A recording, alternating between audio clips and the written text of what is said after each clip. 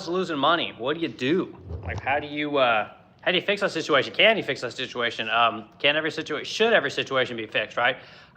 Small business is the hardest thing there is in the world, as far as I'm concerned, to do, and it takes forever to get good at it. And even when you get good at it, there's just no surefire way of keeping that momentum going in perpetuity. There's always going to be a point where things go down, right? And the truth is that sales fixes everything. It doesn't matter how crappy your business is run, doesn't matter how shitty your product is, doesn't matter, if people are stealing from you, you're taking too much money out of the business, whatever. Sales fixes everything, right? And another way to look at it is sales masks everything, right? And I know this because during COVID, I made more money than I've ever made in my life. And when I say I made more money, I had more revenue coming into my business than I've ever had.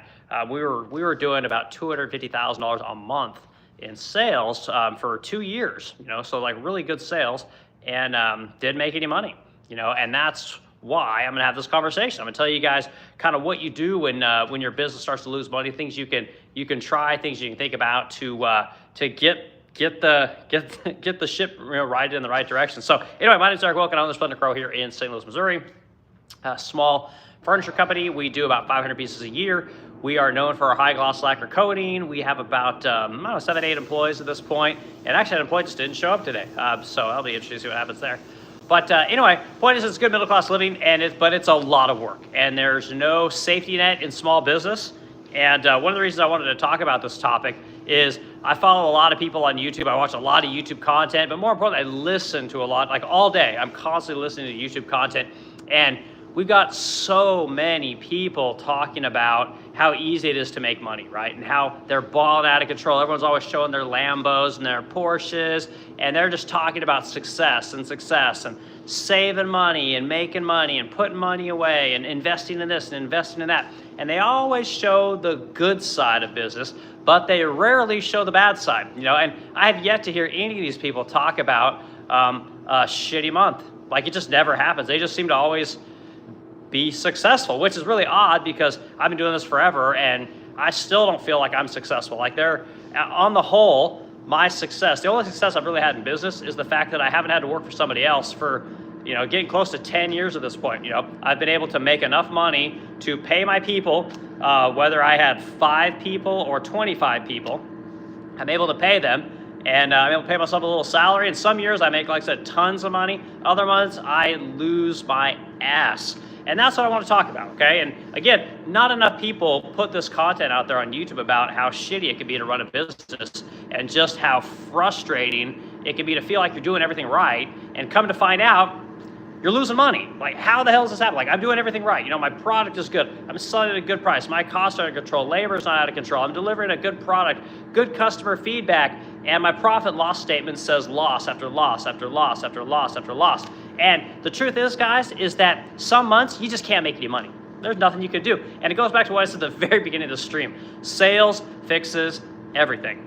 Okay? And here's something that people aren't going to tell you that own small businesses, all right? The truth is that my sales average anywhere from $100,000 to $150,000 a month on average, okay? I can be cruising along, everything's going great, and 1 month, for no reason at all, sales can plummet 75, 80% like that. And then it's panic mode, right? And then the people on YouTube and the people that want to tell you how to run a business will say, oh, that's what savings is for. And all the other months that you were making tons of money, you should have been saving money for the slow months. And truth is that it doesn't always work that way, because in business you're going to have things that are going to come up. You constantly have to give out raises. You got material prices going up. You got material prices fluctuating a lot, to be quite honest with you. Things get damaged. There's refunds. There's just any number of things going on. You can have money inside of your personal life. You got to take money out of the business. There can be things like that. Things can just move around a lot, and it's not as simple as saying, well, you got to save more money, or you should have been more responsible. I'm always talking about the responsibility bros. These people I just laugh at all these people that just got to save 6 to 8 months of expenses. Like, for a business, that's not an option. We don't have that option. Because the truth is that running a company is freaking hard.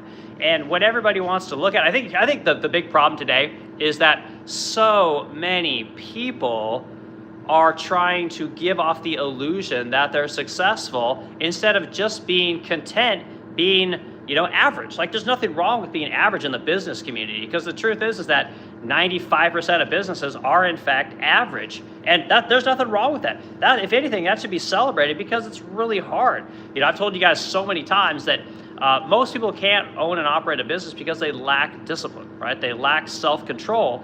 And it's the number one killer of businesses. It's not having a customer. It's not having a lack of revenue, a lack of access to credit. It's not being disciplined, and it's the number one killer of businesses. So the topic of discussion is basically, what do you do if you're losing money? Okay, so I'm going to tell you guys some stories of where I've almost been out of business numerous times. I got a ton of stories, because truth is that as a small business, there's plenty of times where you're about to go out of business. And I talk to a lot of other business owners, and behind the scenes, they'll tell you all kinds of stories about how they've nearly been out of business. But good luck getting them to tell that to, just kind of random people, because it's not sexy. Nobody wants to put any kind of an image out there that says anything other than it's great, I'm successful, everything's fantastic, it couldn't be better.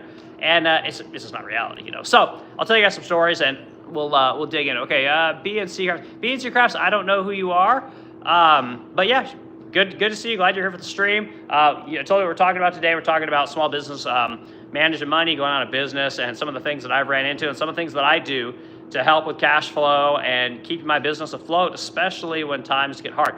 There's a lot of things you can do as a business owner to keep the ship moving forward, even when you have a lack of capital to work with. And so anyway, so first story I'll tell you guys is that coming out of COVID, right? So a lot of people got to stay home during COVID, got to hang out at home and work from home. Not even work for many people. They got to sit at home and basically have their rent paid by somebody else, or there was moratoriums. There were people that didn't have to pay off their student loans. Basically, their bills didn't have to get paid by anyone, which is kind of interesting. Meanwhile, those of us that didn't have that option were working 80 hours a week for about 2.5 years to supply all the people that got to stay home. And that's what my business did. So coming out of COVID, we were doing, like I said, $250,000 months.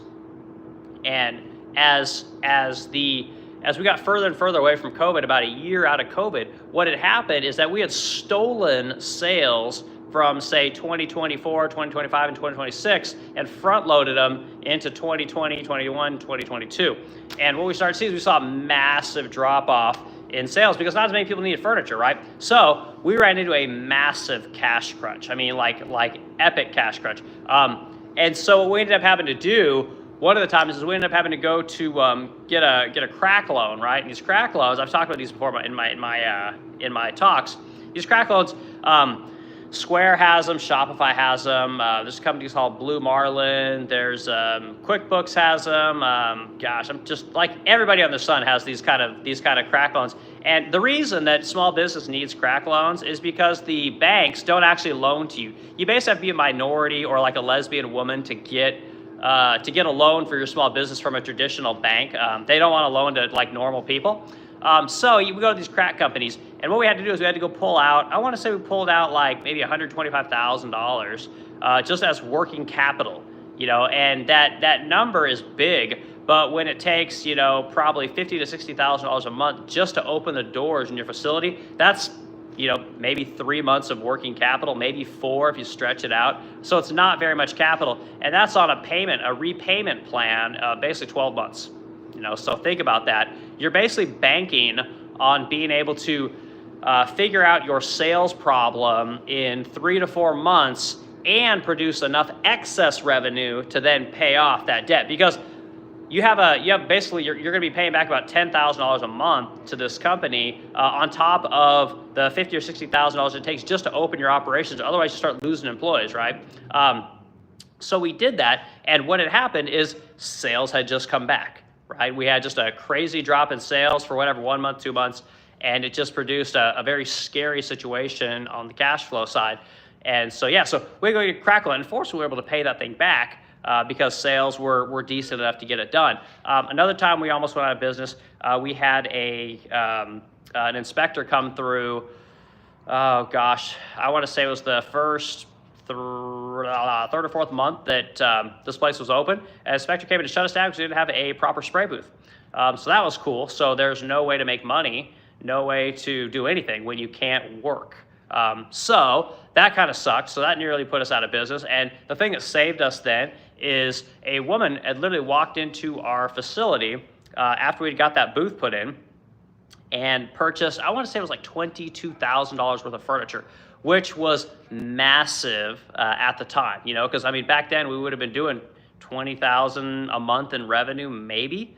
You know, it was very finicky at that time, you know. So that was a moment where we were literally almost out of business. One customer literally saved the company.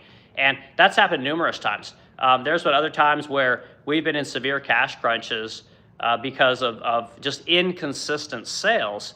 And I remember one time we had a client came in and purchased a $20,000 desk, which I ended up having a discount. I think I ended up selling it for like $15,000 or $16,000. But that was, again, another situation where one sale was the bridge between an operating business and a closed down business, you know. So there's times when things can just collapse, right? I've had other instances where I've been stretched thin on different kinds of resources in such a way that it's very difficult to come back. I've had instances where I've had people make stuff for me and the cabinets are all wrong, right? Which in and of itself is not a big deal. We can build new cabinets, but when you're already busy, it's not like you can just go hire furniture makers. It's very difficult to find these people, you know. So basically that means that I got to work, you know, 80, 90, 100 hours a week to reproduce all of these things and fix all the problems that come in. And then you end up with all kinds of other issues, you know, at home or with your family. So there's a lot of issues that come from having inconsistent sales and slow cash flow, high cash burn. And again, sales fixes everything, you know. But again, when I see all these people on YouTube talking about, well, this is all you got to do to generate more sales, and this is how you should, you know, manage your labor, and you know, you need to learn about wrap rate, EBITDA, and they use all these words that sound good if you're not a business owner. All business owners know that people that talk like this are basically talking out of their ass. They're talking to other people to sound important, when the truth is the only thing that matters in business is your cash flow. That's it. And you don't need to even have gone to high school to understand cash flow. You know, cash flow is literally the money you have left after all your bills are paid at the end of the month. It's the only thing that matters. There's nothing else that matters about a business other than cash flow, because that's a business's sole purpose of existing, is to generate cash flow, right? To generate profit. And anyway, yeah, so I thought it was important to talk about these kind of issues and to explain to people that you're not a failure if you run into situations where your business isn't going as well as it should, right? If you can't save 3 to 6 months of business expenses, it doesn't make you an unsuccessful business. It doesn't mean that you're a business that's going to fail or that you're doing bad. It actually just means that you're normal. You know, so it's very rare in my business's history that we've had 3 to 6 months of expenses in the bank. Like there's not enough cash in a business in many cases unless you can scale, right? And this is a whole different discussion. And what I see a lot of people on YouTube talking about is how they're making tons of money, right? And if you look into their business models, most of the time, not all the time, most of the time, what they're doing is they have a scalable product. And in the woodworking space or the furniture space, we'll talk about a couple of different scenarios that will allow you to make more money with less effort. You'll see a lot of people today are selling drawings, or they're selling like plans and things like that on their website, and they'll make a video about it, right? They'll put it on YouTube and people will watch it, but then they'll also have links to purchase that drawing on their website, right? So the thing is that if you sell one of those drawings or you sell 1 million of those drawings, it takes the exact same amount of effort, right? And you guys probably understand this. That's because that is a digital product, right? Once you produce it one time and you put it up for sale, every time you sell it, it just digitally gets sent to someone. It's not like you have to go produce another drawing, right? Whereas when you sell furniture, right, which is something that everybody needs, whether you sell one piece of furniture or 1 million pieces of furniture, everything changes. When you sell one piece of furniture or 10 pieces of furniture, everything changes, right? So this is what I think a lot of these people are doing when they talk about managing cash flow and saving money and what I call the responsibility bros. These people aren't being realistic about running a company. And I'm just here to tell you that like it's completely normal to have months where you're looking like, oh God, if I have another month like this, like I'm gonna run out of cash. Like that's almost a normal way of operating. And I don't know many business owners that haven't been in that situation for a long time and aren't in that situation a long time. Now, another thing, what do you do when cash does run out? Right, this is a great question. You know, like you hear a lot of people talking about that. You know, what happens to you? And I'll tell you guys what happens to you because it's happened to me. Right, so this is this is what this channel is all about. What it's really like to run a company. So I told you guys before that one of the things we've done is we went and we've got these crack loans, which are for what they are, they're awesome. They can literally be a lifeline for people. And the truth is that if your business doesn't end up succeeding, you can always dissolve the business, and the loan is associated with the business. It's not associated with you. You know, so you're not necessarily liable for that loan. It's an LLC debt is how you think about it. So that's one thing you do. Some of the other things that we've done and that people that we know have also done is that even though we're furniture makers, like my wife does sales, we've got sanders, we've got people that deliver furniture, some of the stuff that we've done to increase our cash flow or basically to reduce the burn from the company coming into our pockets is we'll go get second jobs. You know, and while I haven't had to get a second job in forever, my wife actually did. I want to say maybe 3 years ago at this point, you know, sales were just super slow and things just weren't picking up. Nothing we did seemed to help. And we just got into kind of a sticky situation. And so my wife, she's just like, well, maybe I'll go try and sell some real estate, you know, and very common thing to do. You went and applied for a job. They hired her right away. They loved the fact that she was a business owner, and they just loved the fact that she had, sold so much furniture in her lifetime all by herself. Like it was an instant hire, right? And she turned that into making about 120 grand a year, which was fantastic, right? So if you're a company that's burning through lots of cash and you can't seem to get the sales to come back enough to not run out of cash, you can look at go getting another job. Like no one is above getting a second job, and no one is above going and making other forms of income. Like I said, I know a guy who owns 2 facilities, right? He has 2 showrooms up north and went back to work as a general contractor because the business wasn't making enough money. This guy has 2 stores where they're selling furniture, you know? So this is a guy who has a lot more square footage, runs through probably $4 or $5 million a year in revenue, and has to work a second job, right? And the truth is that that's what it's like to own a company sometimes, right? So sometimes you may have to go find other ways to make money. I talked about the crack loans and those kind of things. Another thing so one of the things that we do as business owners that sucks, that's the worst thing a business owner could do in my opinion, is that we sell our stuff. You know, so as a business owner, like I've told you guys when I do all these talks, I tell you guys, sometimes sales are through the roof and you're making just shit tons of money. Other times you're losing your ass, and that's normal for that to happen. It happens at least once a year where you're just like, oh shit, what is going on? Why aren't sales bouncing back? Where are the customers? So one of the things that I've done in the past is I'm an avid comic book collector. Like I have just tons of comic books. I love buying them. It's just been a thing from childhood. I used to keep on my walls as a kid. And anyway, anytime I come into a little bit of money, I will buy a comic book, you know, a comic that I like, or I'll buy a bunch of comics, whatever.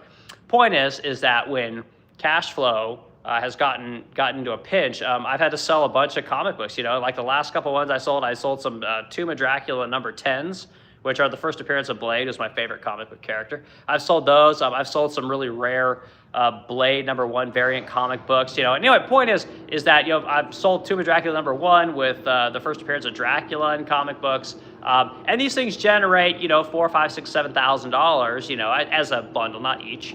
But I've done that. Other things I've done is I bought a Lotus one year, you know, a dream car, you know, sports car, supercar, whatever you guys want to call it.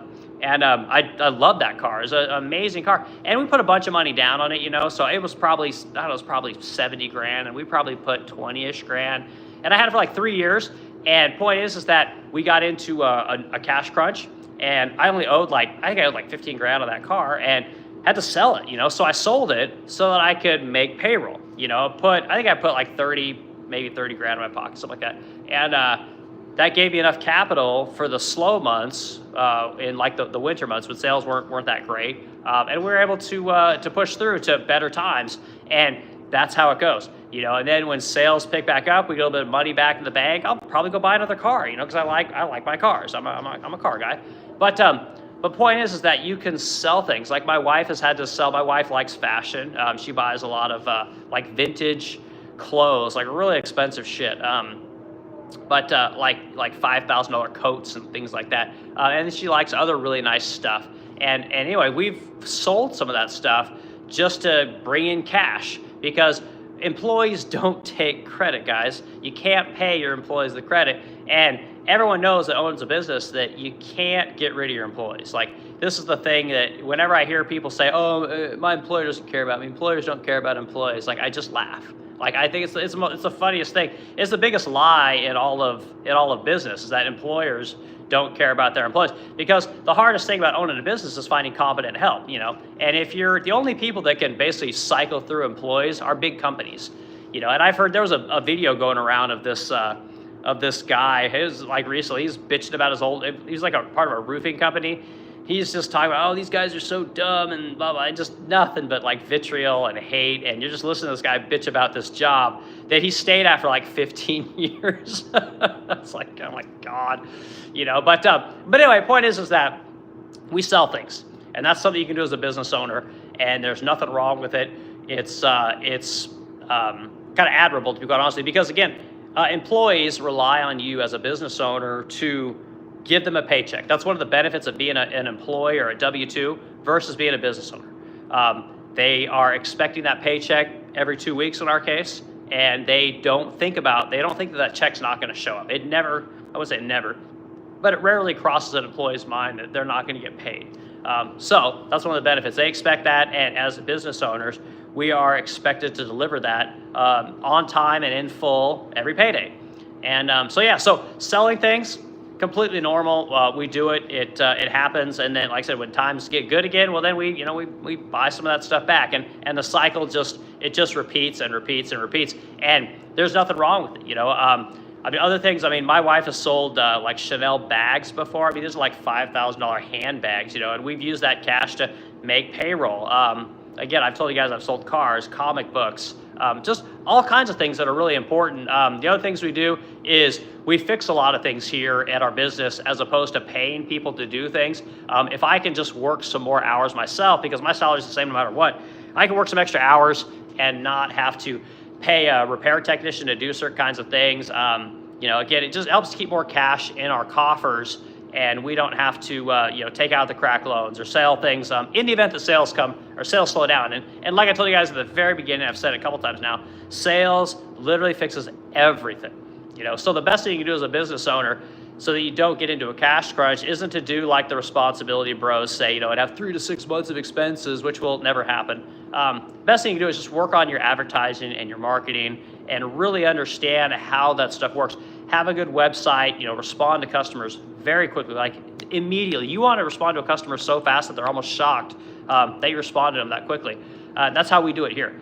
But anyway, yeah, that's what I want to talk about today. I thought it was a good conversation. I see so many people today, just like everyone is all of a sudden super responsible, and all these business owners have it all figured out, and they're just making money hand over fist, and you just need to buy gold and real estate. And the truth is, an economy can't work like that. And the other thing is that most people don't want to own real estate. Most people don't want to just live on their Bitcoin investment and buy stocks. There's a lot of people in this world, especially here in America, that want to work with their hands. They want to start plumbing companies. They want to, fix houses. Maybe they want to buy houses. Maybe you want to do like I do, have a furniture company. There's a lot of people that want to do these kind of businesses, and that's the whole point of this cast, is to show you guys you can do it. You're like, dumb guy, never graduated high school. I got a business. I made it work, and you can do it.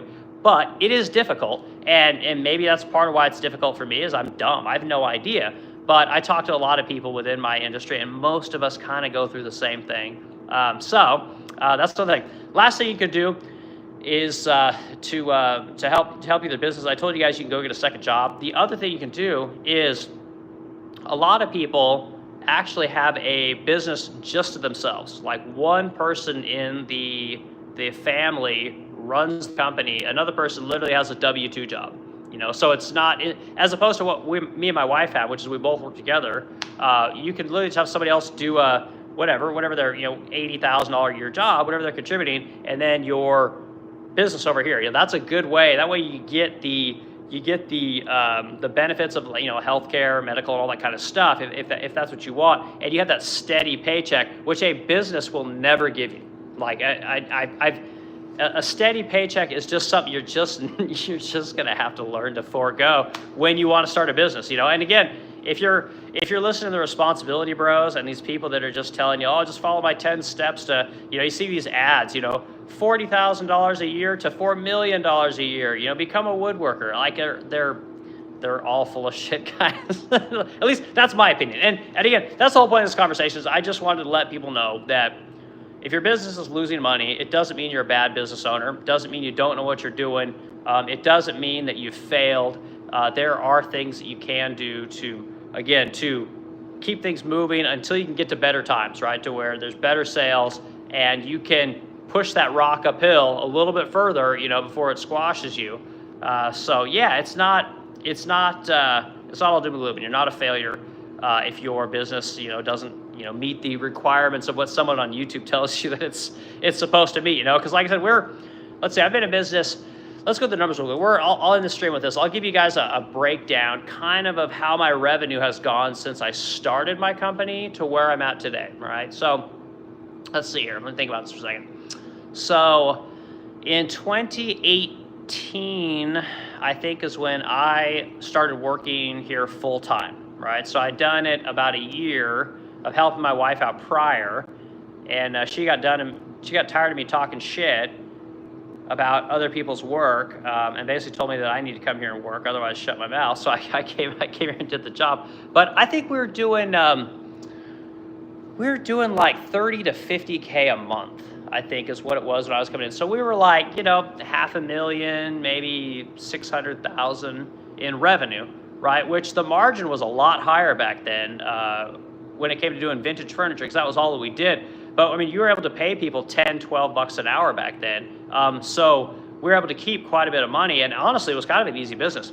But as the years went on, right? So when COVID hit, that's basically when everything changed, and in good and bad ways. When COVID hit, for the entire month of that April, I think it was April when that stuff hit, sales went to zero for 3 weeks. Like nobody bought anything, nobody wanted to buy a thing. We literally thought we were out of business. Like we were convinced that, I'm thinking about going and getting another job. I'm hacking and slashing expenses. My wife's like super depressed, and it was just a bad deal. But I think about May or June, sales started to move, right? And then they hockey sticked, right? So it was about 2 or 3 months of kind of like we were thinking it was going to come back, and then it just went through the roof, where we went from thinking that a really good month, like we were like chomping at the bit to do like $75,000 a month in sales. That would have been like inconceivable to us. It was just such a high ceiling, right? We didn't think we'd ever be able to break through it. And once we broke through it, we never went back. Like sales just kept going up year after year after year. We went from, maybe 500 to 600 to $1 million in 1 year. So we doubled, right? And then we doubled again. We went to 1.8 million. Then we went to 2.3 million. And I think that's kind of where we plateaued, was like somewhere around like the 2 or 3 million mark. But during that time, we had so much money that we could buy anything that we wanted. And the reality is that we didn't make any money. And this is again, I don't think the responsibility bros and the business professionals are going to tell you. We were monitoring our profit and loss statements, but again, we were so busy. Like my wife was literally the only person selling furniture for 2 years at a rate of multiple millions a year, which is unheard of. And it's not like she's selling, $100,000 blocks. She's selling $2,000 pieces of furniture, $3,000 pieces of furniture, so that's a lot. Think about how many sales that is. It's a lot of work to not only sell all that stuff, but then to get it delivered and to service the client after the transaction. So it was just an insane amount of work, but we didn't make any money, which absolutely sucked. During that time, we bought our house, which is an amazing home, but we bought it with credit because even though we had a ton of cash, we were cycling through. We were bringing in so much money every month, but we were also sending it out every month. But because more and more kept coming in every single month, we had no idea that more and more was also going out every month. So finally, when sales slow down, which is always the problem with a business, sales will always be your problem. It's never going to be money necessarily. It's going to be people coming to purchase your products. When sales start to slow down, when you sell a piece of furniture, it takes a good 10 to 12 weeks to deliver that piece of furniture, right? So you have to think that your capital is going to take 3 to as much as 4 months to cycle through itself, right? So if sales slow down big time, you know, say what is June, right? June. By the time August, September comes in, if we don't have the same amount of cash to deliver all the furniture that we sold, then we have to start pulling out of our own pockets, right? We got to start finding capital, doing these things I was telling you about, you know, crack loans, selling things, you know, going getting second jobs. Like that's how long it takes to turn over a piece of furniture, you know? So anyway, it's a business is tough, guys. And you can totally do it. But again, just don't be afraid to take out loans if you have to, or talk to people about that kind of stuff, because it's all completely normal.